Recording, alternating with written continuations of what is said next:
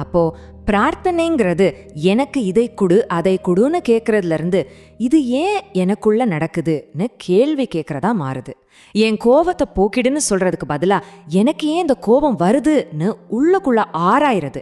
பிரச்சனைகளுக்கு வெளியேர்ந்து தீர்வு தேடுறதில்ல, பிரச்சனையோட மூலத்தை நமக்குள்ளேயே புரிஞ்சுக்க முயற்சி பண்றது. உண்மையான பிரார்த்தனையே இந்த சுய விசாரணை தான்.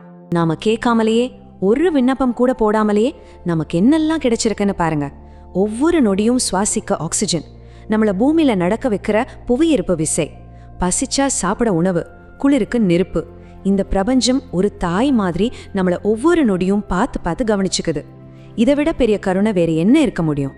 இந்த பிரபஞ்சம் நம்ம மேல இவ்ளோ கருணையா இருக்கும்போது நாம எப்படி இருக்கோம்? இந்த வாதம் ஒரு முக்கியமான கேள்வியை நமக்கு முன்னாடி வைக்குது. இந்த தெய்வீக படைப்புல ஒரு பகுதியான இன்னொரு உயிரை நம்மளோட 5 நிமிஷம் நாக்கு சுவைக்காக நாம அழிக்கிறது எந்த விதத்துல சரி? நமக்கு கொடுக்கப்பட்டிருக்கிற இந்த 6ஆம் அறிவு மற்ற உயிரினங்களை அடக்கி ஆள்றதுக்காக கொடுக்கப்படல. அதுக்கு பதிலா மற்ற உயிரினங்களையும் புரிஞ்சுக்கிட்டு அதுகளுக்கு உதவி செஞ்சு பாதுகாக்கிறதுக்காக தான் கொடுக்கப்பட்டிருக்கு. அதுதான் ஒரு மனுஷனா இருக்கிறதுக்கான உண்மையான பொறுப்பு.